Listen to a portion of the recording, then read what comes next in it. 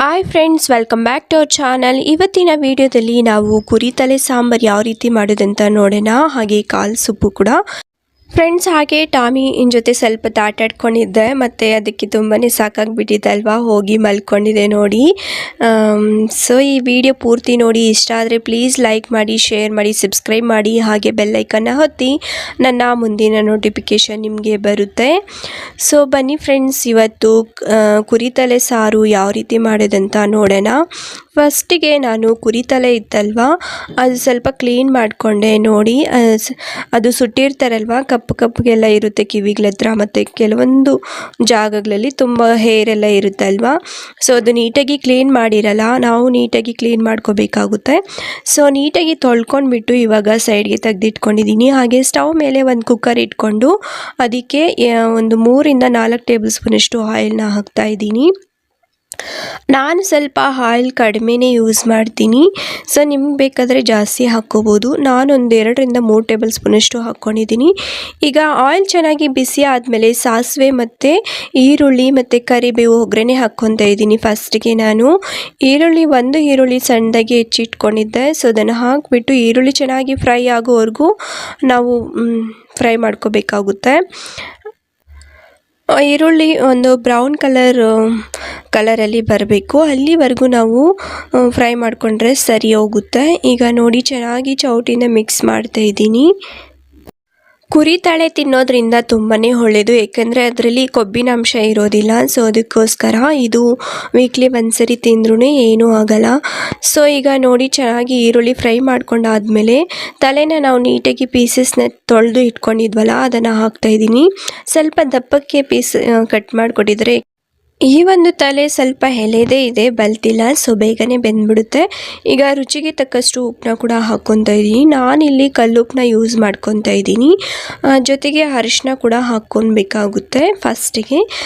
So ಒಂದು ಅರ್ಧ table ಸ್ಪೂನಷ್ಟು ಅರಿಶಿನ ಹಾಕ್ಕೊತಾ ಇದ್ದೀನಿ. ಚೆನ್ನಾಗಿ ಮಿಕ್ಸ್ ಮಾಡ್ಕೋಬೇಕು, ಎಣ್ಣೆಯಲ್ಲಿ ಚೆನ್ನಾಗಿ ಫ್ರೈ ಮಾಡ್ಕೋಬೇಕಾಗುತ್ತೆ, ಅವಾಗೆ ತುಂಬ ಟೇಸ್ಟಿಯಾಗಿರುತ್ತೆ. ನೀರು ಹಾಕ್ತೇನೆ ಚೆನ್ನಾಗಿ ಈ ರೀತಿ ಒಂದು 20% ಬೇಯಿಸ್ಕೋಬೇಕಾಗುತ್ತೆ ನೋಡಿ.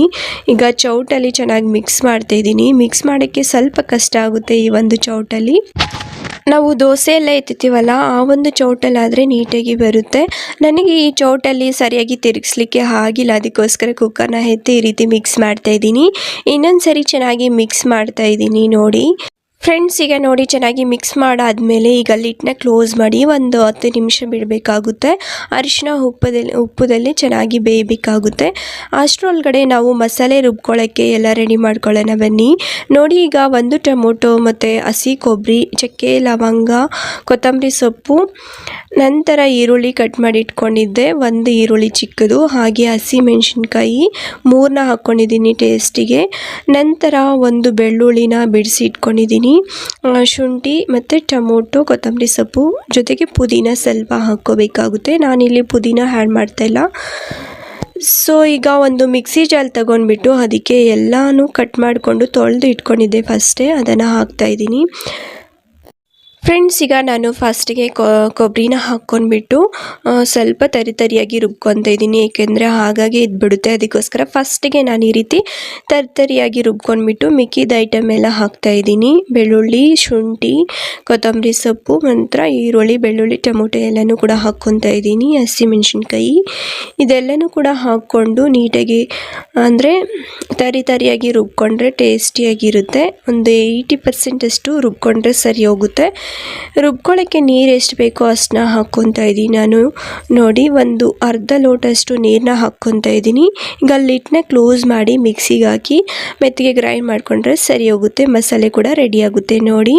ಫ್ರೆಂಡ್ಸ್, ಈಗ ಮಸಾಲೆ ರೆಡಿ ಆಯ್ತಲ್ವ, ಇದನ್ನು ಸೈಡ್ಗೆ ಇಟ್ಕೊಂಡು ಈಗ ಸ್ಟವ್ ಮೇಲೆ ಇಟ್ಟಿದ್ವಲ್ಲ ಪೀಸಸ್ನ ನೋಡೋಣ. ಅವಾಗವಾಗ ಮಿಕ್ಸ್ ಮಾಡ್ಕೊತಾ ಇರಬೇಕು, ಇಲ್ಲಾಂದರೆ ಅಡಿ ಇಕ್ಬಿಡುತ್ತೆ, ಏಕೆಂದರೆ ನೀರು ಹಾಕಿರಲಿಲ್ವಲ್ಲ ಅದಕ್ಕೋಸ್ಕರ. ನೋಡಿ, ಈ ರೀತಿ ಚೆನ್ನಾಗಿ ಮಿಕ್ಸ್ ಮಾಡ್ಕೊತಾ ಇದ್ದೀನಿ. ಮತ್ತು ನೋಡಿ, ಉಪ್ಪು ಮತ್ತು ಅರಿಶಿನ ಪೀಸಸ್ಗೆಲ್ಲ ಇಟ್ಕೊಂಡಿದೆ, ತುಂಬ ಟೇಸ್ಟಿಯಾಗಿ ಬರುತ್ತೆ ಈ ರೀತಿ ಮಾಡಿಕೊಂಡ್ರೆ. ಸೊ ಈ ರೀತಿ ಚೆನ್ನಾಗಿ ಮಿಕ್ಸ್ ಮಾಡ್ಕೊಂಡಾದಮೇಲೆ ಮಿಕ್ಸ್ ಮಾಡ್ಕೊಂಡಾದಮೇಲೆ ನಂತರ ನಾನು ಲಿಡ್ನ ಕ್ಲೋಸ್ ಮಾಡಿಬಿಟ್ಟು ಮತ್ತೆ ಒಂದು 10 ನಿಮಿಷ ಬಿಡ್ತಾ ಇದ್ದೀನಿ. ಏಕೆಂದರೆ ಇದು ಬೇಯಲಿಕ್ಕೆ ಸ್ವಲ್ಪ ಟೈಮ್ ಹಿಡಿಸುತ್ತೆ. ಸೊ ಹಾಗೆ ಒಂದು 5 ನಿಮಿಷ ಬಿಟ್ಬಿಟ್ಟು ನಂತರ ನೋಡಿ ಲಿಡ್ನ ತೆಗೆದುಬಿಟ್ಟು ಮತ್ತೆ ಮಿಕ್ಸ್ ಮಾಡ್ತಾ ಇದ್ದೀನಿ. ಸೊ ಈ ರೀತಿ ಚೆನ್ನಾಗಿ ಮಿಕ್ಸ್ ಮಾಡ್ಕೊಳ್ಬೇಕಾಗುತ್ತೆ ಅವಾಗವಾಗ. ಫ್ರೆಂಡ್ಸ್, ಈಗ ನೋಡಿ ಮಿಕ್ಸ್ ಮಾಡ್ಕೊಂಡಾದಮೇಲೆ ರುಬ್ಬಿರುವಂತಹ ಒಂದು ಮಸಾಲೆ ಇತ್ತಲ್ವ, ಅದನ್ನು ಹಾಕ್ತಾ ಇದ್ದೀನಿ. ಇದಷ್ಟು ಮಸಾಲೆನ ನಾವು ಹಾಕ್ಕೋಬೇಕು, ಚೆನ್ನಾಗಿ ಮಿಕ್ಸ್ ಮಾಡ್ಕೋಬೇಕಾಗುತ್ತೆ. ಸೊ ಈ ಒಂದು ಮಸಾಲೆಯಲ್ಲಿ ಕೂಡ ನೀಟಾಗಿ ಫ್ರೈ ಮಾಡಿಕೊಂಡ್ರೆ ತುಂಬಾ ಚೆನ್ನಾಗಿರುತ್ತೆ. ನೀರು ಹಾಕ್ದೇ ಹಾಗೆ ಫ್ರೈ ಮಾಡ್ಕೋಬೇಕಾಗುತ್ತೆ. ಈ ಒಂದು ಚೌಟಲ್ಲಿ ನಾನು ನೀಟಾಗಿ ಮಿಕ್ಸ್ ಮಾಡ್ತಾ ಇದ್ದೀನಿ ನೋಡಿ.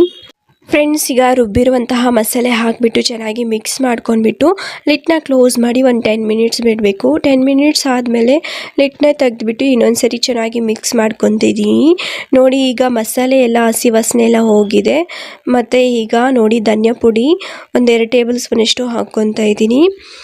ನೋಡ್ತಾ ಇರ್ಬೋದು, ಇದು ಮನೆಯಲ್ಲಿ ಮಾಡ್ಕೊಂಡಿರುವಂತಹ ಒಂದು ಧನಿಯಾ ಪುಡಿ. ನಂತರ ಹಚ್ಚಿದ ಖಾರದ ಪುಡಿ ಕೂಡ ಹಾಕ್ಕೊತಾ ಇದ್ದೀನಿ.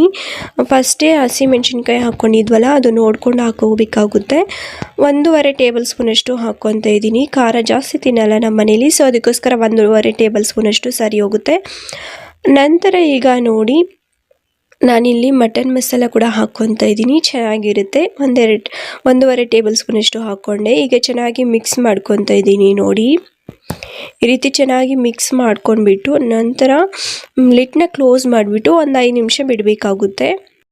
ನಂತರ ಲಿಡ್ನ ತೆಗೆದುಬಿಟ್ಟು ಈಗ ರುಬ್ಬಿರುವಂತಹ ಮಿಕ್ಸಿ ಜಾರ್ ಇರುತ್ತಲ್ವ, ಅದಕ್ಕೆ ಸ್ವಲ್ಪ ನೀರು ಹಾಕಿಬಿಟ್ಟು ಮಿಕ್ಸ್ ಮಾಡಿ ಹಾಕ್ತಾಯಿದ್ದೀನಿ. ಏಕೆಂದರೆ ಮಸಾಲೆ ಎಲ್ಲ ಹಾಕಿರೋದ್ರಿಂದ ಅಡಿಗಿಬಿಡುತ್ತೆ, ಅದಕ್ಕೋಸ್ಕರ ಒಂದು ಸ್ವಲ್ಪ ನೀರು ಹಾಕಿದ್ದೀನಿ ಅಷ್ಟೇ. ಈ ರೀತಿ ನೋಡಿ, ಈಗ ಚೆನ್ನಾಗಿ ಮಿಕ್ಸ್ ಮಾಡಿಬಿಟ್ಟು ಲಿಡ್ನ ಕ್ಲೋಸ್ ಮಾಡಿ ಮಸಾಲೆ ಎಲ್ಲ ಪೀಸಸ್ಗೆ ಹಿಡಿಬೇಕಲ್ವ, ಅದಕ್ಕೋಸ್ಕರ ಒಂದು 5 ನಿಮಿಷ ಬಿಡ್ತಾ ಇದ್ದೀನಿ. 5 ನಿಮಿಷ ಆದಮೇಲೆ ತೆಗೆದು ನೋಡ್ತಾ ಇದ್ದೀನಿ ನೋಡಿ. ಈಗ ಪೀಸಸ್ ಎಲ್ಲ ಚೆನ್ನಾಗಿ ಮಿಕ್ಸ್ ಆಗಿದೆ, ಅಂದರೆ ಮಸಾಲೆ ಎಲ್ಲ ಪೀಸಸ್ಗೆ ಮಿಕ್ಸ್ ಆಗಿದೆ. ಈಗ ನೀರು ಎಷ್ಟು ಬೇಕೋ ಅಷ್ಟು ಹಾಕ್ಕೊತೀನಿ. ನಾನಿಲ್ಲಿ ಮುದ್ದೆಗೆ ಮಾಡ್ತಾ ಇರೋದ್ರಿಂದ ಸ್ವಲ್ಪ ನೀರಾಗೆ ಮಾಡ್ಕೊತಾ ಇದ್ದೀನಿ. ಅಂದರೆ ಜಾಸ್ತಿ ನೀರು ಹಾಕ್ಕೊಳಲ್ಲ, ಸ್ವಲ್ಪ ಒಂದು ಮೀಡಿಯಮ್ ಸೈಜಲ್ಲಿ ನಾನು ಹಾಕ್ಕೊತೀನಿ. ಈಗ ನೀರು ಹಾಕ್ಬಿಟ್ಟು ಚೆನ್ನಾಗಿ ಮಿಕ್ಸ್ ಮಾಡ್ಕೊಬೇಕು ನೋಡಿ. ಈಗ 1 ಚಮಚ ನೀರಷ್ಟು ನಾನು ಹಾಕ್ಕೊತಾ ಇದ್ದೀನಿ. ಏಕೆಂದರೆ ಇದು ಬೇಯಲಿಕ್ಕೆ ಸ್ವಲ್ಪ ಟೈಮ್ ಹಿಡಿಸುತ್ತೆ, ಅದಕ್ಕೋಸ್ಕರ ಸ್ವಲ್ಪ ನೀರು ಜಾಸ್ತಿನೇ ಹಾಕ್ಕೋಬೇಕಾಗುತ್ತೆ ನೋಡಿ. ಈ ರೀತಿ ಚೆನ್ನಾಗಿ ಮಿಕ್ಸ್ ಮಾಡ್ಕೊಂಡಾದಮೇಲೆ ಈ ಒಂದು ಟೈಮಲ್ಲಿ ಉಪ್ಪು ಖಾರ ಎಲ್ಲ ಸರಿ ಹೋಗಿದೆಯಾ ಇಲ್ವಾ ಅಂಥೇಳಿ ನೋಡಿಬಿಟ್ಟು ಈಗ ಲಿಡ್ನ ಹಾಕಿ ಒಂದು 5 ವಿಸಿಲ್ ಕೂಗಿಸ್ಕೊಂಡ್ರೆ ಸರಿ ಹೋಗುತ್ತೆ. ಅಷ್ಟರಲ್ಲಿ ಮುದ್ದೆ ಕೂಡ ಮಾಡಬೇಕಲ್ವಾ, ಸೊ ಅದಕ್ಕೋಸ್ಕರ ಈಗ 1 ಲೋಟ ಅಷ್ಟು ನಾನು ನುಚ್ಚನ್ನ ಹಾಕ್ಕೊಂಡಿದ್ದೀನಿ. ಇಬ್ಬರಿಗಾದರೆ ಸರಿ ಹೋಗುತ್ತೆ 1 ಲೋಟ. ಸೊ ಈಗ ಚೆನ್ನಾಗಿ ತೊಳ್ಕೊತಾ ಇದ್ದೀನಿ. 2-3 ಟೈಮು ಚೆನ್ನಾಗಿ ತೊಳ್ಕೊಳ್ಬೇಕಾಗುತ್ತೆ ನುಚ್ಚು. ಈ ರೀತಿ ಚೆನ್ನಾಗಿ ತೊಳೆದ್ಬಿಟ್ಟು ಈಗ ನೋಡಿ ಒಳ್ಳೆ ನೀರು ಹಾಕಿಬಿಟ್ಟು 1 ಚಮಚ ನೀರಷ್ಟು ಈಗ ಇಡ್ತಾ ಇದ್ದೀನಿ ಮುದ್ದೆಗೆ. ಸಾಂಬಾರು ಆಗೋಷ್ಟರೊಳಗಡೆ ಈ ಒಂದು ಮುದ್ದೆ ಕೂಡ ರೆಡಿ ಆಗುತ್ತೆ. ನಾನು ಮುದ್ದೆಗೆ ನುಚ್ಚು ಹಾಕಿಬಿಟ್ಟೆ ನಮ್ಮ ಕಡೆ ಎಲ್ಲ ಮಾಡೋದು. ಕೆಲವೊಂದು ಸರಿ ನಾನು ಬರೀ ಹಿಟ್ಟಲ್ಲಿ ಕೂಡ ಮಾಡ್ತೀನಿ, ಜಾಸ್ತಿ ಅಂದರೆ ನುಚ್ಚು ಹಾಕಿಬಿಟ್ಟೆ ಮಾಡೋದು. ಈಗ ಕಾಳು ಕೂಡ ಇದ್ದಾವೆ, ಅದು ನೀಟಾಗಿ ತೊಳಿಬೇಕಾಗುತ್ತೆ. ಸ್ವಲ್ಪ ಹೊತ್ತು ನೆನೆಸ್ಬಿಟ್ಟು ಒಂದು ಕೂದಲೆಲ್ಲ ಇರುತ್ತೆ, ಹಾಗೆ ಬ್ಲ್ಯಾಕ್ ಎಲ್ಲ ಇರುತ್ತಲ್ವ ಸುಟ್ಟಿರೋದು, ಸೊ ಅದೆಲ್ಲ ನೀಟಾಗಿ ಕ್ಲೀನ್ ಮಾಡ್ಕೋಬೇಕಾಗುತ್ತೆ ನೋಡಿ. ವಿಸಿಲ್ ಕೂಡ ಬಂದಾಯಿತು. ನಂತರ ನುಚ್ಚು ಕೂಡ ಅರ್ಧಂಬರ್ಧ ಬೆಂದಿದೆ. ಸೊ ಇನ್ನು ಒಂದು 5 ನಿಮಿಷ ಬಿಟ್ಟರೆ ಹಿಟ್ಟು ಹಾಕಬೇಕು ಮುದ್ದೆಗೆ ನೋಡಿ. ಒಂದು 5 ನಿಮಿಷ ಆದಮೇಲೆ ಈಗ ಹಿಟ್ಟನ್ನ ಹಾಕ್ತಾಯಿದ್ದೀನಿ. ಈ ರೀತಿ ಸ್ವಲ್ಪ ಹಿಟ್ಟನ್ನ ಹಾಕಿಬಿಟ್ಟು ಪ್ಲೇಟ್ ಮುಚ್ಚಿಬಿಟ್ಟು ಒಂದು 5 ನಿಮಿಷ ಬಿಟ್ಬಿಡ್ತೀನಿ, ಚೆನ್ನಾಗಿ ಅದು ಬೇಯುತ್ತೆ. ಸೊ ಇನ್ನು ವಿಸಿಲ್ ಕೂಡ ಬಂದಾಯಿತು. ವಿಸಿಲ್ ಆಫ್ ಮಾಡಿ ಕುಕ್ಕರ್ ತಣ್ಣಗಾಗೋಕ್ಕೆ ಬಿಟ್ಟಿದ್ದೀನಿ. ಈಗ ಹಿಟ್ಟು ಹಾಕಿ ಒಂದು 5 ನಿಮಿಷ ಆದಮೇಲೆ ನೋಡಿ ಈ ರೀತಿ ಮುದ್ದೆ ಕೋಲಿಂದ ಚೆನ್ನಾಗಿ ಮಿಕ್ಸ್ ಮಾಡ್ಕೋಬೇಕಾಗುತ್ತೆ. ಆವಾಗ ಗೊತ್ತಾಗುತ್ತೆ ನಮಗೆ ಹಿಟ್ಟು ಕರೆಕ್ಟಾಗಿ ಆಗಿದೆಯಾ ಇಲ್ವಾ ಅಂಥೇಳಿ. ನಾನು ಡೈಲಿ ಮಾಡೋದ್ರಿಂದ ನನಗೆ ಗೊತ್ತಾಗುತ್ತೆ ಸೊ ಎಷ್ಟು ಹಿಟ್ಟು ಹಾಕಬೇಕು ಅಂಥೇಳಿ ನೋಡಿ. ಈಗ ಚೆನ್ನಾಗಿ ಬೆಂದಾದಮೇಲೆ ಹಿಟ್ಟು ಈಗ ಮುದ್ದೆ ಮಾಡ್ತಾಯಿದ್ದೀನಿ. ಚೆನ್ನಾಗಿ ಮಿಕ್ಸ್ ಮಾಡ್ಕೊಂಡ್ಬಿಟ್ಟು ಮುದ್ದೆ ಮಾಡ್ತಾಯಿದ್ದೀನಿ. ಸ್ವಲ್ಪ ದೊಡ್ಡ ಸೈಜ್ ಮುದ್ದೆನೇ ಮಾಡ್ತೀನಿ. ಸೊ ನಮ್ಮ ಮನೆಯವರಿಗೆ ಮತ್ತು ನನಗೆ 2 ಮುದ್ದೆ ಸರಿ ಹೋಗುತ್ತೆ. ಈಗ ನೋಡ್ತಾ ಇರ್ಬೋದು, ಈ ರೀತಿ ಮುದ್ದೆ ಮಾಡಿ ಹಾಟ್ ಬಾಕ್ಸಲ್ಲೇ ಹಾಕಿಬಿಡ್ತೀನಿ. ಅವ್ರು ಬಂದಮೇಲೆ ಇಬ್ಬರು ಕೂಡ ಕುತ್ಕೊಂಡು ತಿಂತೀವಿ. ಈಗ ಮುದ್ದೆ ಕೂಡ ರೆಡಿ ಆಯ್ತಲ್ವ, ಸಾಂಬಾರು ಕೂಡ ರೆಡಿ ಆಯಿತು. ವಿಸಿಲ್ ತಣ್ಣಗಾದ್ಮೇಲೆ ತೆಗೆದು ನೋಡ್ತಾ ಇದ್ದೀನಿ ನೋಡಿ. ತುಂಬ ಚೆನ್ನಾಗಿ ಬಂದಿತ್ತು ಸಾಂಬಾರು. ನೋಡ್ತಾ ಇರ್ಬೋದು ಎಷ್ಟು ಚೆನ್ನಾಗಿ ಬಂದಿದೆ ಅಂಥೇಳಿ. ಮತ್ತು ಸ್ವಲ್ಪ ನೀರಾಗಿ ಮಾಡ್ತೀನಿ ಅನ್ನಲ್ವಾ, ಸೊ ನೋಡಿ ಈಗ ಮೀಡಿಯಮ್ ಸೈಜಲ್ಲಿ ನೀರು ಕೂಡ ಇದೆ. ಸೊ ಫೈನಲಾಗಿ ಕೊತ್ತಂಬರಿ ಸೊಪ್ಪನ್ನ ಹಾಕಿಬಿಟ್ಟು ಚೆನ್ನಾಗಿ ಮಿಕ್ಸ್ ಮಾಡ್ಕೊಳ್ಬೇಕು. ಬೇಕಂದರೆ ಫಸ್ಟೇ ಹಾಕ್ಕೊಂಡು ವಿಸಿಲ್ಗೆ ಇಡ್ಕೋಬೋದು. ನಾನಿಲ್ಲಿ ಲಾಸ್ಟಿಗೆ ಹಾಕ್ತಾಯಿದ್ದೀನಿ, ಚೆನ್ನಾಗಿರುತ್ತೆ ಫ್ಲೇವರ್ ಅಂತೇಳಿ. ಈಗ ನೋಡ್ತಾ ಇರ್ಬೋದು ಪೀಸಸ್ ಕೂಡ ಚೆನ್ನಾಗಿ ಬೆಂದಿದೆ. ಸೊ ಈಗ ಸಾಂಬಾರು ಕೂಡ ರೆಡಿ ಆಯ್ತಲ್ವಾ. ಇನ್ನು ನಮ್ಮ ಮನೆಯವರು ಬಂದು ಫ್ರೆಶ್ ಅಪ್ ಆಗಿ ಇಬ್ಬರು ಡಿನ್ನರ್ಗೆ ಕುತ್ಕೊಂಡು ತಿನ್ನೋದು ಅಷ್ಟೇ. ಸೊ ನಮ್ಮ ಮನೆಯವರು ಕೂಡ ಕೆಲಸದಿಂದ ಬಂದರು. ಈಗ ತಟ್ಟೆಗೆ ಸರ್ವ್ ಮಾಡ್ಕೊತಾ ಇದ್ದೀನಿ. ಸೌತೆಕಾಯಿ ಸ್ವಲ್ಪ ಇತ್ತು, ಅದನ್ನು ಇಟ್ಕೊಂಡಿದ್ದೀನಿ ಸೈಡಲ್ಲಿ. ಸೊ ಮುದ್ದೆ ಇಕ್ಬಿಟ್ಟು ಈಗ ಸಾಂಬಾರನ್ನ ಸರ್ವ್ ಮಾಡ್ತಾಯಿದ್ದೀನಿ. ತುಂಬ ಟೇಸ್ಟಿಯಾಗಿ ಬಂದಿತ್ತು. ಒಂದ್ಸರಿ ನೀವು ಕೂಡ ಟ್ರೈ ಮಾಡಿ. ಸೊ ತುಂಬಾ ಚೆನ್ನಾಗಿರುತ್ತೆ. ಸೊ ನೋಡಿ, ಇದು ನಮ್ಮ ಒಂದು ಮೆನು ಅಂತಲೇ ಹೇಳ್ಬೋದು. ಈಗ ನಮ್ಮ ಮನೆಯವ್ರಿಗೆ ಹಾಕ್ಕೊಟ್ಟಿದ್ದೀನಿ, ಅವರು ತಿಂತಾಯಿದ್ದಾರೆ. ಈಗ ನನಗೆ ಹಾಕ್ಕೊತಾ ಇದ್ದೀನಿ ನೋಡಿ. ಸೊ ಇಬ್ಬರಿಗೂ ಹಾಕ್ಕೊಂಡ್ಬಿಟ್ಟು ಈಗ ತಿಂದ್ಬಿಟ್ಟು ಊಟ ಮಾಡಿಕೊಂಡು ಸೊ ಬರ್ತೀನಿ. ಸೊ ಫ್ರೆಂಡ್ಸ್, ಈ ವಿಡಿಯೋ ಇಷ್ಟ ಆಗಿದೆ ಅಂದ್ಕೊತಾ ಇದ್ದೀನಿ. ಇಷ್ಟ ಆದರೆ ಪ್ಲೀಸ್ ಒಂದು ಲೈಕ್ ಮಾಡಿ, ಹಾಗೆ ಕಾಮೆಂಟ್ ಬಾಕ್ಸಲ್ಲಿ ತಿಳಿಸಿ. ಸೊ ನಾನು ತಿಂದ್ಕೊಂಡು ಮತ್ತೆ ಒಂದು 5 ನಿಮಿಷ ಬಿಟ್ಕೊಂಡು ಮತ್ತೆ ಬರ್ತೀನಿ. ಸೊ ನೋಡ್ತಾ ಇರ್ಬೋದು ಎಷ್ಟು ಚೆನ್ನಾಗಿ ಕಾಣಿಸ್ತಾ ಇದೆ ಅಂಥೇಳಿ. ಸೊ ಅದಾದ ನಂತರ ಕಾಲು ಸೂಪ್ ಮಾಡಬೇಕಲ್ವಾ, ಸೊ ಅದನ್ನು ಕೂಡ ರೆಡಿ ಮಾಡಬೇಕು. ಆಲ್ರೆಡಿ ನಾನು ನೆನೆಸಿಟ್ಟಿದ್ದೀನಿ ಕಾಲು. ಸೊ ಅದನ್ನು ಕ್ಲೀನ್ ಮಾಡಿಬಿಟ್ಟು ಈಗ ಕಾಲು ಸೂಪ್ ಮಾಡ್ಕೊಳ್ಬೇಕಾಗುತ್ತೆ. ನೋಡಿ, ಕ್ಲೀನ್ ಮಾಡಿ ಇಟ್ಕೊಂಡ್ಮೇಲೆ ಕುಕ್ಕರಲ್ಲಿ 2 ಟೇಬಲ್ ಸ್ಪೂನಷ್ಟು ಹಾಕ್ಕೊಂಡ್ರೆ ಸರಿ ಹೋಗುತ್ತೆ ಕಾಲು ಸೂಪ್ಗೆ. ಜಾಸ್ತಿ ಆಯಿಲ್ ಏನೂ ಹಾಕ್ಕೊಳ್ಳೋದು ಬೇಡ. ಸೊ ಕರಿಬೇವು ಮತ್ತು ಸಾಸಿವೆ ಹಾಕ್ಕೊಂಡು ಈ ಶುಂಠಿ ಮತ್ತು ಬೆಳ್ಳುಳ್ಳಿ ಜಜ್ಜಿಬಿಟ್ಟಿದ್ದೀನಿ. ಹಾಗೆ ಈರುಳ್ಳಿ ಒಂದು ಸ್ವಲ್ಪ ಹಾಕ್ಕೊತಾ ಇದ್ದೀನಿ. ಈ ರೀತಿ ಹಾಕಿಬಿಟ್ಟು ಚೆನ್ನಾಗಿ ಎಣ್ಣೆಯಲ್ಲಿ ಫ್ರೈ ಮಾಡ್ಕೋಬೇಕಾಗುತ್ತೆ. ಜಾಸ್ತಿ ಮಸಾಲೆ ಹಾಕ್ತಾ ಇಲ್ಲ ನಾನು, ಸ್ವಲ್ಪ ಮೀಡಿಯಮ್ ಮಸಾಲೆ ಹಾಕಿಬಿಟ್ಟು ನಾನು ಕಾಲು ಸೂಪ್ ಮಾಡ್ಕೊತಾ ಇದ್ದೀನಿ.